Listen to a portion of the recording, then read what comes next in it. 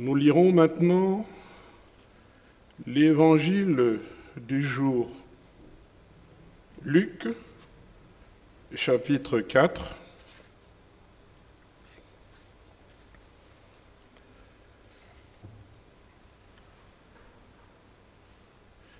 À partir du verset 16.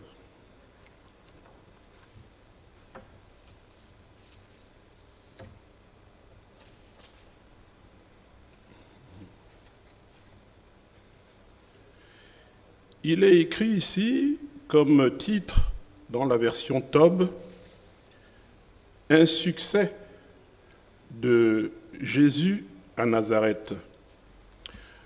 Mais moi, je me suis permis de plutôt lire à partir du verset 14 pour qu'on puisse bien comprendre cette histoire, parce qu'il y a un certain nombre de détails dans cet évangile.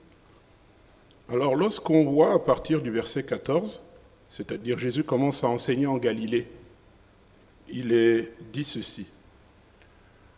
Alors Jésus, avec la puissance de l'Esprit, revint en Galilée, et sa renommée se répandit dans toute la région. Il enseignait dans leur synagogue, et tous disaient sa gloire. Alors maintenant, il vint à Nazareth, où il avait été élevé. Il entra, suivant sa coutume, le jour du sabbat dans la synagogue, et il se leva pour faire la lecture. On lui donna le livre du prophète Ésaïe, et en le déroulant, il trouva le passage où il était écrit. « L'Esprit du Seigneur est sur moi parce qu'il m'a confié l'onction pour annoncer la bonne nouvelle aux pauvres. Il m'a envoyé proclamer aux captifs la délivrance, la libération, et aux aveugles le retour à la vue. Renvoyer les opprimés en liberté, proclamer une année d'accueil par le Seigneur. » Il roula le livre, le rendit aux servants et s'assit. Tous dans la synagogue avaient les yeux fixés sur lui. Alors il commença à leur dire, « Aujourd'hui, cette écriture est accomplie pour vous qui l'entendez. » Tous lui rendaient témoignage. Il s'étonnait du message de la grâce qui sortait de sa bouche et il disait, « Mais n'est-ce pas le fils de Joseph ?» Alors il leur dit, « Sûrement, vous allez me citer ce dicton, « Médecin, guéris-toi toi-même. » Nous avons appris tout ce qui s'est passé à Capharnaüm. Fais-en donc autant ici, dans ta patrie. Et il ajouta, « Oui, je vous le déclare, aucun prophète ne trouve accueil dans sa patrie.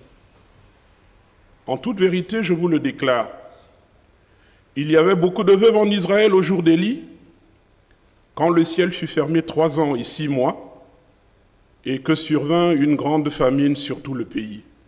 Pourtant, ce ne fut à aucune d'entre elles qu'Élie fut envoyé, mais bien dans le pays de Sidon, à une veuve de Sarepta. Il y avait beaucoup de lépreux en Israël au temps du prophète Élisée. Pourtant, aucun d'entre eux ne fut purifié, mais bien Naaman, le Syrien. Tous furent remplis de colère dans la synagogue en entendant ces paroles. Ils se levèrent, le jetèrent hors de la ville et le menèrent jusqu'à un escarpement de la colline par laquelle était bâtie leur ville, pour le précipiter en bas. Mais lui, passant au milieu d'eux, alla son chemin. Tous furent remplis de colère dans la synagogue. En entendant ces paroles, ils se levèrent, le jetèrent hors de la ville et le menèrent jusqu'à un escarpement de la colline sur laquelle était bâtie leur ville, pour le précipiter en bas. Mais lui, passant au milieu d'eux, alla son chemin. Ce sont les versets 28 à 30. du chapitre 4 de l'évangile de Luc que nous avons lu ce matin. Jésus retourne à Nazareth, le lieu où il est né. Son ministère mobilise les foules. Les miracles qu'il opère fascinent et percutent la résistance des incrédules. Les événements qui sont relatés dans cet évangile du jour viennent trancher avec la réputation grandissante qu'il a acquise. Je veux me permettre de lire les versions proposées par saint Matthieu et saint Marc pour rassembler tous les éléments de notre enquête. Et nous retrouvons dans l'évangile de Matthieu et chez saint Marc quelque chose d'assez singulier, c'est que cette histoire qui touche l'arrivée de Jésus à Jérusalem, sa ville natale, elle est rapportée d'une manière très abrégée par Matthieu et Marc, alors que chez Luc, la version est un peu plus longue. Alors ici, chez Matthieu, c'est Matthieu chapitre 13, à partir du verset 53 jusqu'au verset 58, il est dit ceci. Or, quand Jésus eut achevé ses paraboles, il partit de là. Étant venu dans sa patrie, il enseignait les habitants dans leur synagogue, de telle façon que, frappé d'étonnement, il disait « Mais d'où lui vient cette sagesse et ces miracles? N'est-ce pas le fils du charpentier?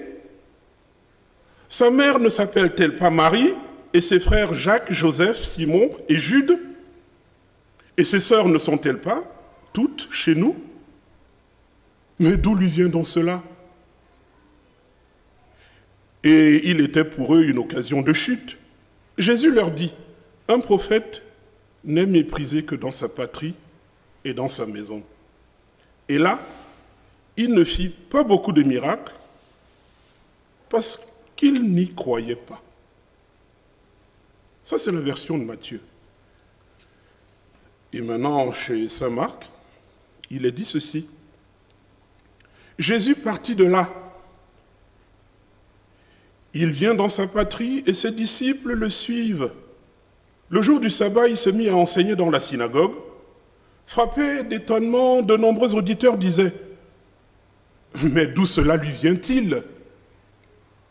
Et quelle est cette sagesse qui lui a été donnée, si bien que même les miracles se font par ses mains? N'est-ce pas le charpentier? Mais ce n'est pas le charpentier qu'on connaissait ici. Le fils de Marie et le frère de Jacques, de Joseph, de Jude et de Simon.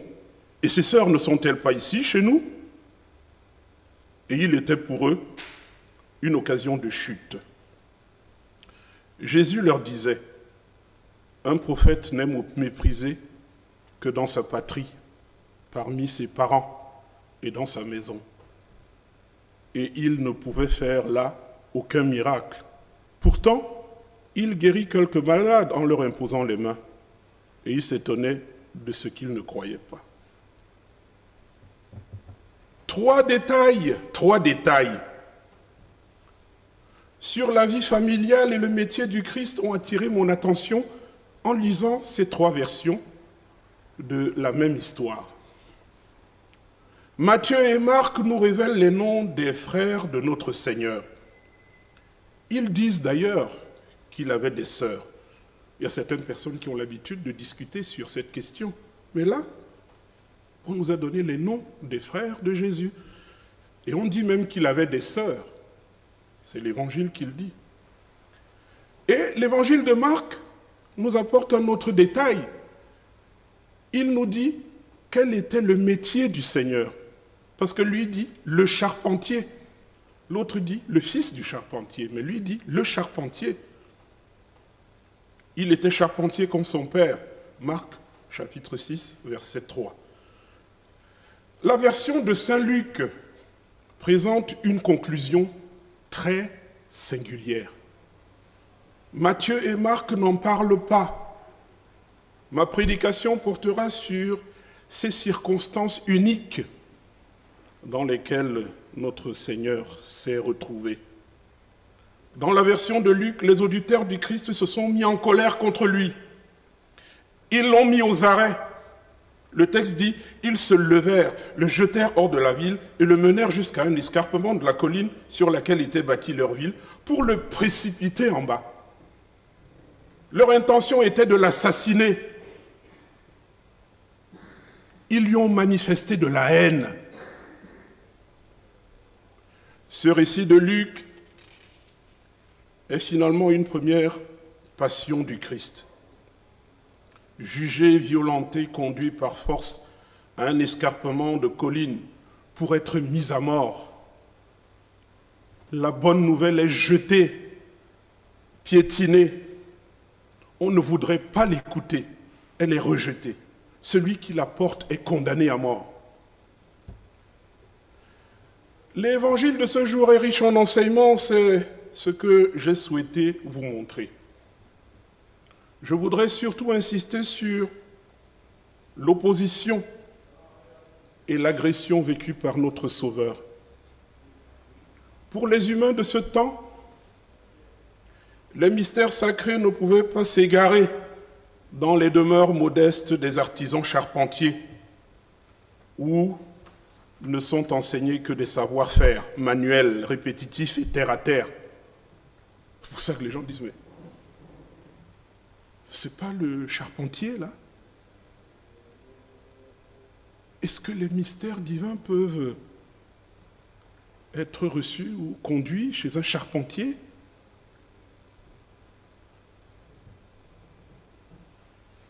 Quelqu'un qui est dans un petit métier dans lequel on apprend des savoirs pratiques, on ne lui apprend pas quelque chose qui est très spirituel et intellectuel. Mais comment se fait-il qu'il parle avec une telle autorité?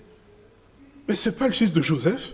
Ce ne sont pas ses sœurs et ses frères qui sont assis souvent là. Jésus est considéré comme un imposteur qui cherche à être reçu comme un docteur de la loi. La classe sociale de ses parents, le cadre spécifique réservé à l'utilité de son métier de charpentier ne lui ouvre pas une telle perspective. L'histoire de l'Église, mes sœurs et frères, pour couper court, porte elle aussi les stigmates de ce genre d'opposition humaine qui viennent voiler le message de la grâce. L'Église elle-même a souvent dégradé sa réputation en créant des classes sociales et en compartimentant les lieux où vivent les humains, avec des rois, des seigneurs et le petit peuple et le tiers-état. L'Église a souvent eu la faiblesse de montrer que l'Évangile ne peut pas passer par n'importe quelle voie, mais a une voie royale.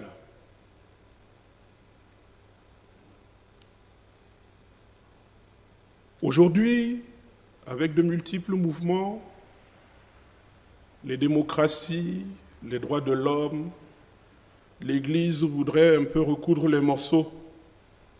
On souhaite que les accompagnateurs incitent les jeunes générations à accueillir le Christ.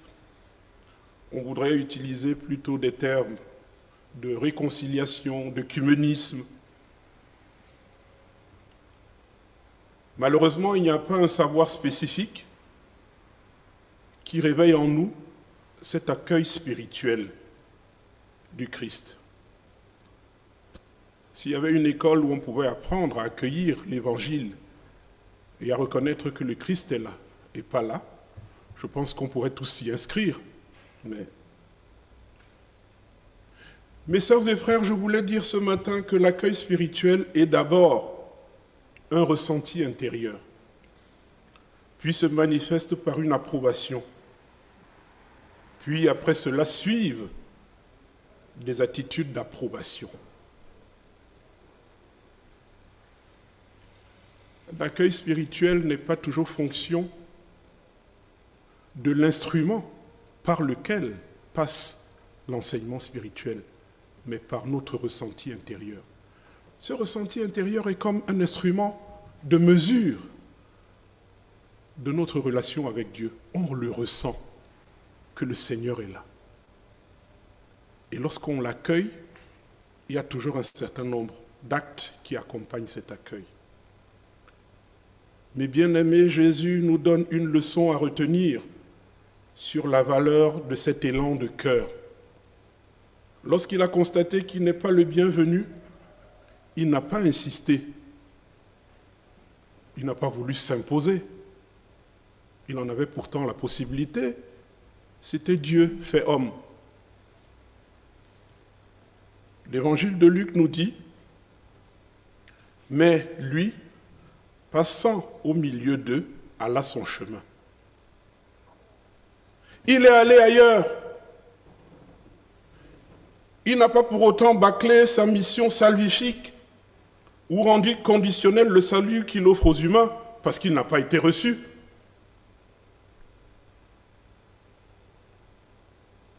Nous, les humains, lorsque tu n'es pas bien reçu, mais tu ne fais pas bien ton travail, ou bien tu insistes, tu utilises des stratagèmes pour que ce soit absolument reçu, si tu en as l'autorité. Mais il n'a pas bâclé sa mission. Ceux qui l'accueillent et ceux qui ne l'accueillent pas sont bénéficiaires de la réconciliation avec Dieu par lui. Ceux qui se rendent compte qu'ils ont droit à cette grâce n'acceptent pas que le Christ s'en aille. Ils l'accueillent et ne veulent plus s'en séparer. Puis ils acceptent à leur tour d'être rejetés ou accueillis comme le Christ par l'élan du cœur. Moi, personnellement, j'ai retenu dans cet épisode qui pour moi est particulièrement emblématique dans les évangiles, j'ai retenu quelque chose qui m'a percuté. J'ai eu l'impression que être chrétien, ce n'est pas accepter l'œuvre du Christ ou en reconnaître l'importance avec mon intelligence. Mais savoir que Christ n'a pas attendu notre prise de conscience, nos meilleurs élans ou notre conversion pour nous réconcilier avec Dieu. Puis, pour l'avoir compris, avoir le cœur acquis à la reconnaissance et à la tolérance. L'accueil positif ou négatif de cette grâce n'a de sens que par rapport à nous-mêmes. Le Christ, lui, il a tout accompli. Et ce verset 30 du chapitre 4 de l'évangile de Saint Luc dit quelque chose qui a une grande résonance, peut-être pour moi. Dans toutes ces menaces, du moins dans ce bruit, ce tumulte, ces colères et ces menaces de mort qu'on lui adressait, l'Évangile nous dit, passant au milieu d'eux, il alla son chemin. Que le Seigneur lui-même nous ouvre nos oreilles spirituelles pour que chacun d'entre nous puisse tirer la substance ou une des substances que recèle cet évangile. Amen.